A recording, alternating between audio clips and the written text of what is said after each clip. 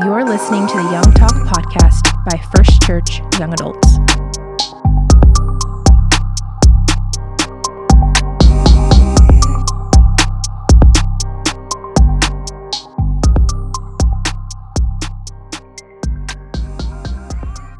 What is up, everyone, and welcome back to another episode of Young Talk. And today I'm here with Brandon, Sharan, and we have our guest speaker here, Drew. Howdy. Drew, tell us about yourself. So I'm 25 years old. I run my own coin business out of Houston. We do a lot with the church. We try to help out with editing. I don't know. It's not much about me other than just love being here. Cool. Awesome. He's awesome. He is. So in this episode, I kind of want to, first of all, I want to give it a title because I have a very specific topic I want to talk about. And my title is You Can't Outgive God. So I'm going to start off telling y'all a story. I haven't told any of y'all yet, but a couple episodes back, I talked about how I wanted to order this camera, right? Well, I finally got my camera and I'm so excited, but there's a story that goes with it. So I ordered my camera like 4.5 weeks ago, okay? Mm-hmm. So I ordered this camera. Sony was like, yo, it'll be at your house in 3 days. Okay, so I'm like, okay, cool. I go out of town.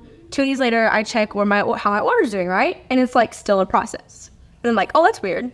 So I call them and they're like, yo, that's so weird. We'll call you back on Wednesday because Tuesday, July 4th, right? So we'll call you back Tuesday, okay? Or Wednesday. I'm like, okay, cool.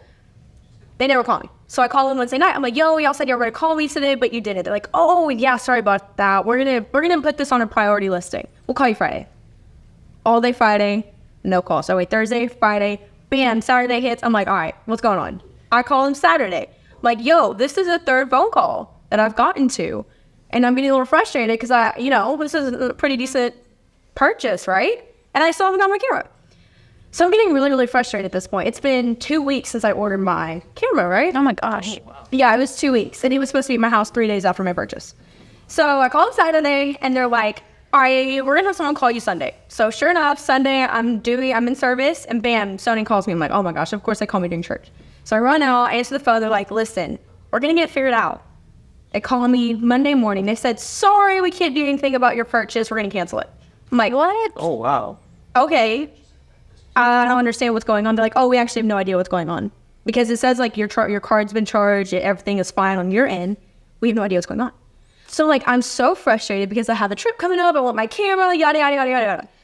So I sit back and I'm frustrated. And so they're like, okay, just repurchase the camera on Tuesday. So I'm like, okay, cool. I repurchased the camera and everything, is working out, right? And I'm like, holy cow.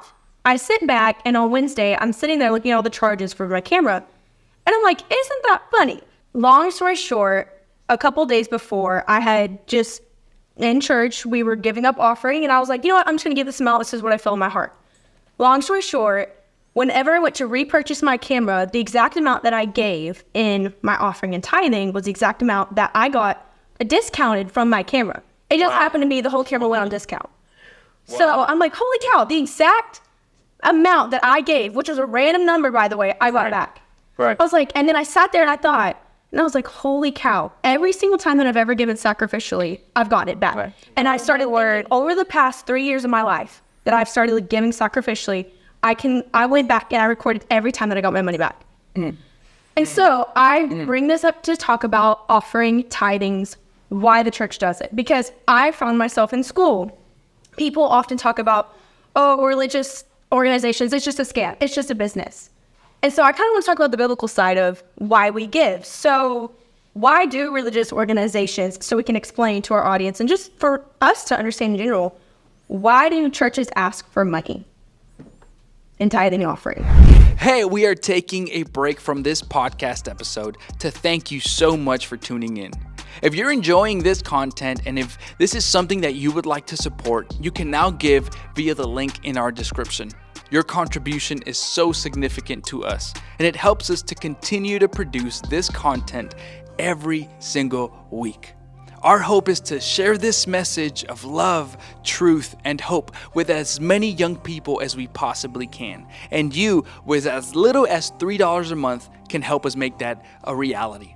you can now be investing in our ministry. So if you'd like to partner with us, hit the link in our description and we will make sure to give you a shout out in a future episode. All right, so let's get back to the content. Money, tithing, offering, everything. They want it all. They want no. Well, because we know that money is a very, very intense thing to give up. From the person that is struggling to the person that has the funds to do it. It's something that it requires stewardship. Like God has given you the ability to use your how do you say it, your hands or whatever to work to be able to sustain your life through working. And so with that money that you accumulate, that compensation that you receive, that is what he requires of, and it hurts. It hurts, and that's what he entrusts with us to be good stewards of. So he was like, if I give this to you, can you trust me to give it back? And it's not, it's like 10%, or it's part. It's not everything. It's giving that portion back to him and trusting him that he would do greater with that 10 than what we could ever do with 90.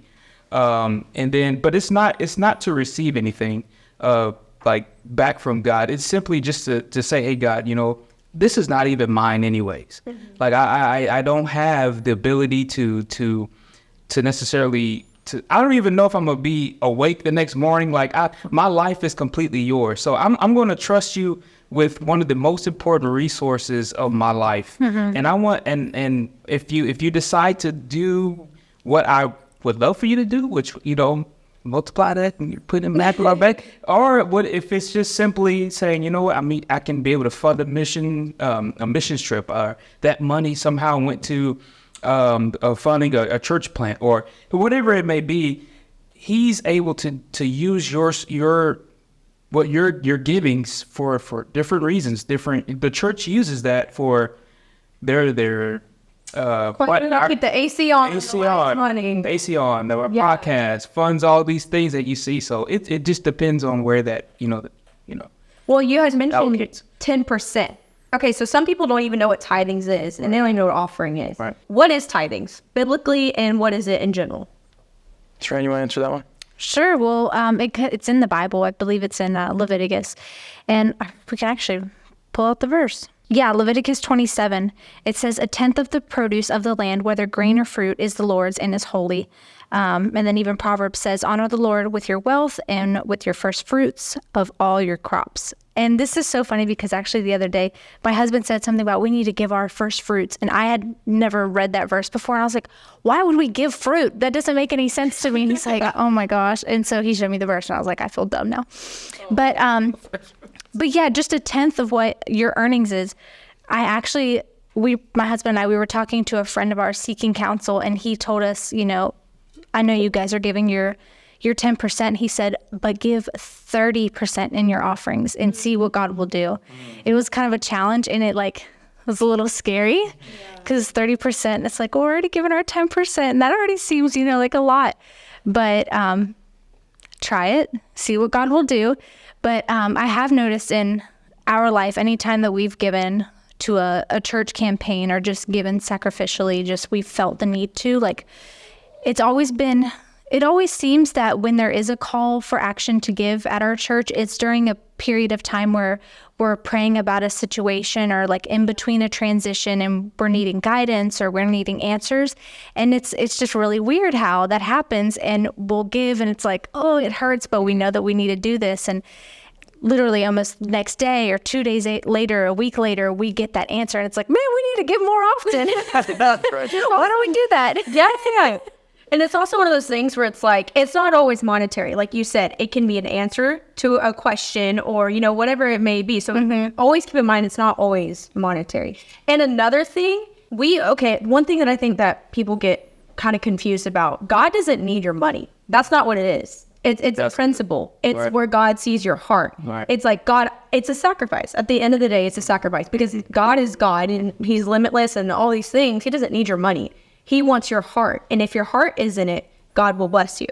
And sometimes, like I said, let's say you give $100. That doesn't mean you're always going to get your $100 back. It's going to be blessings in a different sort of way. And sometimes God just wants to test you, like, hey, are you going to be faithful to me? Hey, I'm going to make you lose your job. Are you still going to be faithful to me? Sometimes it's in tests more than just like, oh, I'm just giving money to a church because they need to keep their lights on. Well, the way I would see it is that when I was not giving to the church, when I was not in church as much, my hand was always clenched on what I had, right? And so as I become more faithful and in the church, my hand starts to let go, right? It's the same way with sowing seeds. You go get seeds out of the bag and you sow them. It's the same way with how, over time, when I've been able to give more and more and more, my hand has been opened up more and more and more. What does that mean? Well, to me, that means I'm not letting go just of what I get monetarily because all of it's his anyway. I'm letting go of all the struggles. I'm letting go. I'm getting peace from what God's giving me. And so I guess if you're someone out there that doesn't know if they should give, I think that taking that first step is the best, because over time you're going to see that God is going to be there for you, and God's going to provide for you. And sometimes, like Paris said, it's not exactly what you expect, but we are always expectant of what God's going to do. Yeah, Yeah. for sure. And okay, so in church, growing up in church, going to church, you hear tithing and offering. So what's the difference between the two? Does anyone have like an example or how they could explain the difference? Well, we were basically what we were saying before. Tithing kind of has that expected, like that 10%. Yeah. Well, offering is kind of what Sharon was saying. Like, hey, if you give this extra, Anything whenever, above and beyond. like anything but beyond. I know that my dad. My aunt, my dad too. But my aunt, believe it or not, she was the one. Whenever I tell her about it, I remember I got my actual first job out of college. She was like, "Oh, that's awesome, but pay your tithes and your offering." Like, and it would be a separate text by itself. And that's one thing that I can say that God has always, I believe, kept his hands on me financially when I've had rough seasons and stuff, and I'm just like, what is happening? But I'm still able to give the offering, not just the tithe, but give the offering that extra mile in giving, and letting God know, like, again, like this has nothing to do with me. I'm giving this because I trust you with my whole life. I trust you with my finances, and I want to see what you will do in my life, greater things. So that offering is just extra, giving God extra, even more than.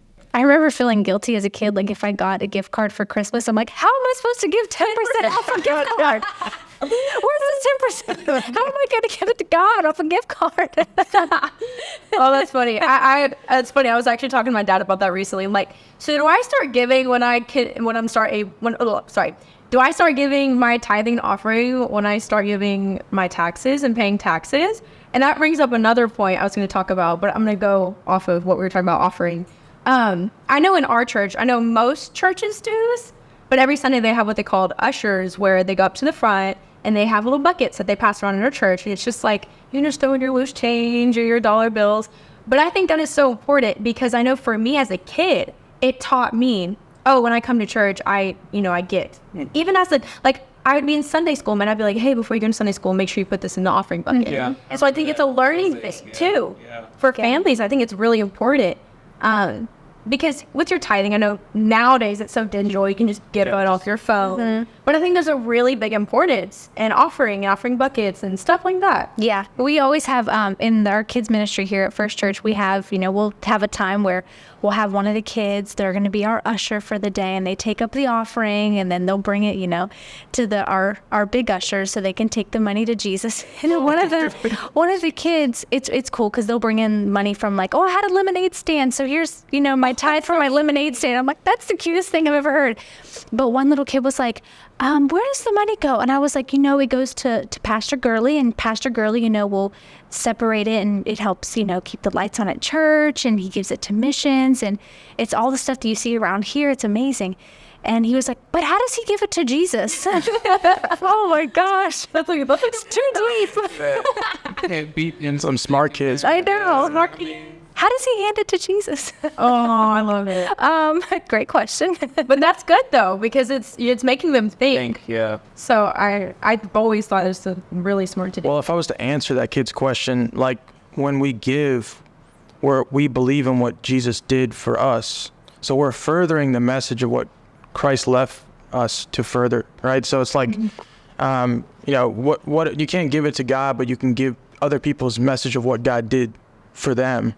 And so that ultimately will never end, you know, and so that's something that probably is the best answer for that kid. Yeah, I love that. I wish I would have thought of that. It's tough on the fly, I'm telling you. No, you can't never outgive God. I believe that. I mean, just 2 fish and 5 loaves. I mean, you know, that kid bringing that, you know, to Jesus, to then being able to be multiplied to feed 5,000.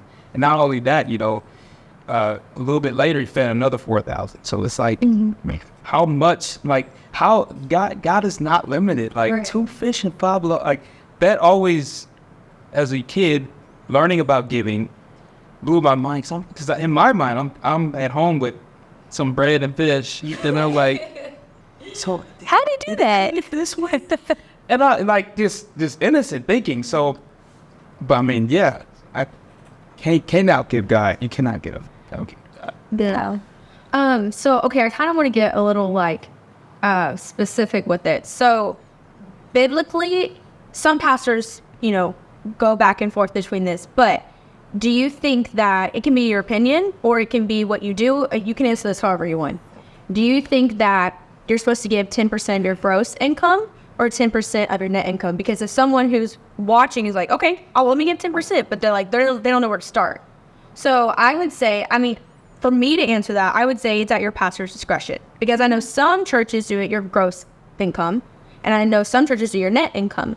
But on top of that, I this came to my head in Luke 10:20-25, and this is when Jesus is talking to the Pharisees in the temple of Jerusalem, and they're asking God, like, who do we give our money to? Are we supposed to, like, God, we already give our money to Caesar. We already give our money to the government. Who are we supposed to give it to, you or them? And Jesus answers them and says, then render to Caesar the things that are Caesar's, and to God the things that are God's. So in that, I think it's super important. Of course, God is, and Jesus is saying that give of your taxes to your government. That's biblical. Give to your government, but also give to God what's God's. So that's going off of that.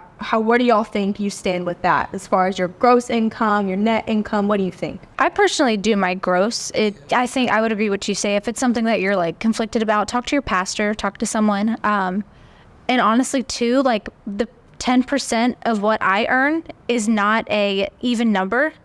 So I have to round up. It bothers me because I got that thing on auto pay. I don't go. Yeah. No, it's done. I don't miss my tithes, but yeah, I think that's a great point to bring up. I agree with gross, because I'm thinking the highest. Like, if I'm gonna give, might as well be my best, and we look at gross and net, whatever. Yeah. But like gross for sure. I agree. Okay. Drew, you have anything to add on that? I wish Casey was here because he does all the taxes and he does the tithes and everything else. So it kind of just depends on you if you're like an employee to if you have a business. Because I know that we spend a lot of money on, we have to take people out to dinner and then we have to do flights and everything else. But it kind of all depends on what you agree with, like she was saying with your pastor, but also, ask your family what, kind of walk through it because everything's very different with people. So that's what I would recommend. That's true. That's all really good points. Okay, so I kind of want to ask you individually, how has God blessed you guys through your giving? I know Sheree talked a little bit about how she sometimes gets answers, but do y'all have anything specific, a story, or...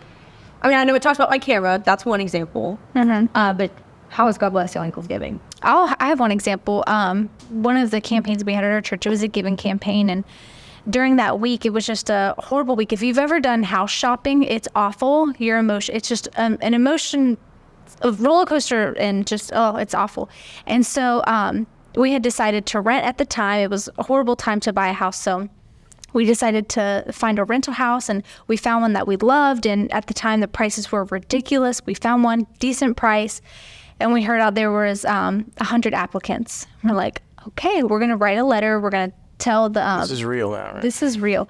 We're going to tell her who we are and, just tell her our story. Maybe she'll, sob story, whatever. And so we had got a call from our realtor. Hey, she really likes you guys. It's between you and another older lady. But but she's going to make a decision tonight. And so I was like, great, we got it. Like, it's down to 2 people from 100. She loved our letter. She loves us. She wants us.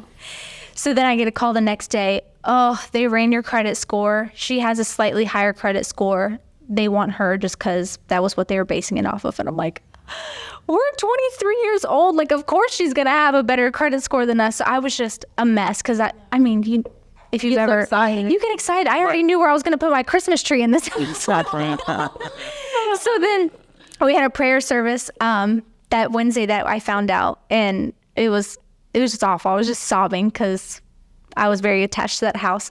And then we gave our money that night because that was the night to give our offering. That next day, I kid you not, the realtor called me and said, hey, this is really random, but she changed her mind and she wants you guys. I don't know why. She didn't tell me why, but that's that. And we were like, what the world? What in the world? Like, it made no sense. And like, it really wouldn't have made a difference to the owner of the home. You know, we were both great. We were going to be great tenants. So it was just, it really was a true God thing. Like he heard our prayers, and I think he really blessed us from our giving.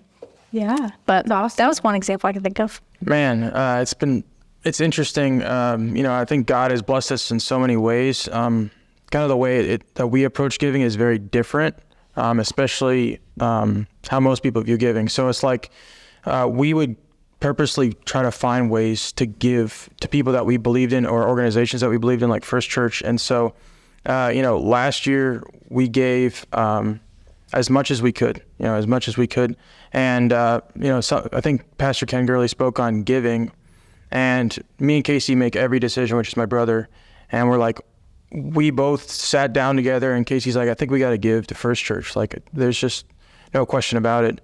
And then we both came to the same exact number. And it was a number that we couldn't even write a check for. Sometimes it doesn't make any sense, but God lays it on your heart. Mm-hmm. And ever since then, I mean, there's just been an uncountable amount of blessings, and how fast God has taken care of us in things we didn't even know were going to come and hit us, you know? Right. And so, man, there's nothing that I could really use it as a particular example, but ultimately our trust in God has grown from the process. Mm-hmm. Yeah. That's incredible. That's so amazing. We could stop right there. We All the call. We go nice to Brandon, man.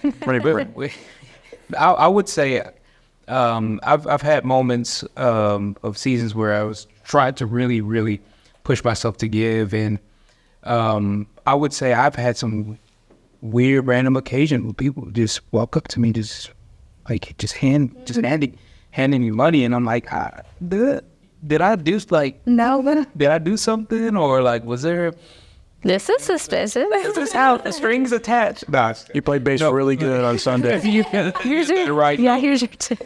No, but I made numerous of occasions, and it's just like, and I'm like, man, God, like, you really like see the need. Like, Yes. there's like, I would never want to go and ask somebody for help or anything, which is a flaw, whatever, you know.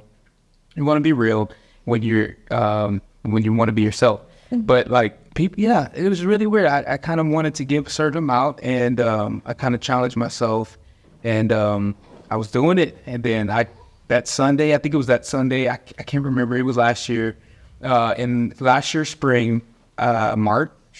Mm-hmm. It was March or April, and people were just like, I'm like, what is going on? Mm-hmm. And I mean, I was blessed by it, but I was more so humbled because I was like, man, like, God, if you see every need. And I feel bad because I'm really disappointed in myself, because I should know better that God, you know, works in mysterious ways. Like, he is, you know, expect the unexpected with God.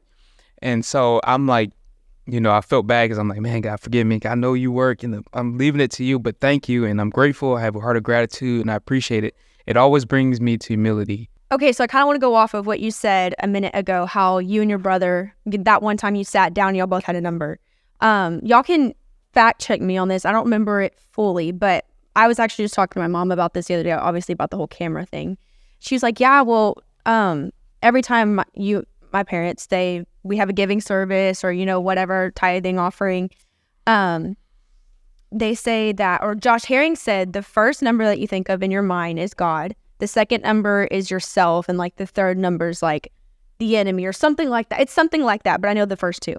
And so I think that that's really important, is like whenever you're be sensitive to what the Spirit is telling you, like when you have a number like that pop in your head, like don't hesitate, because God will give you specific numbers the same way he did 2 weeks ago with me. So and no, literally, like he said, oh, sorry. Did I hear that correctly? And Drew said they didn't even have the money to give, but they did it anyways. And look at them now. But yeah, I kind of just want to end this off on a scripture that our pastor always talks about, and that's Luke 6:38. Give and it shall be given unto you, pressed down, shaken together, and running over. So never underestimate what you can give. If you literally have $10 in your bank account, you give that $1, because God will give it back to you, pressed down, shaken together, and running over. And again, it doesn't always have to be monetary. So anyways, thank you guys for joining me on this episode. Thank you, Drew, for joining us. Woohoo. Hopefully we can have you back soon. And yeah, make sure you like, comment, subscribe, and come back for our next episode. Thank you for listening to the Young Talk podcast, where we talk about Christ and culture. We upload a new episode every Friday, so see you next week.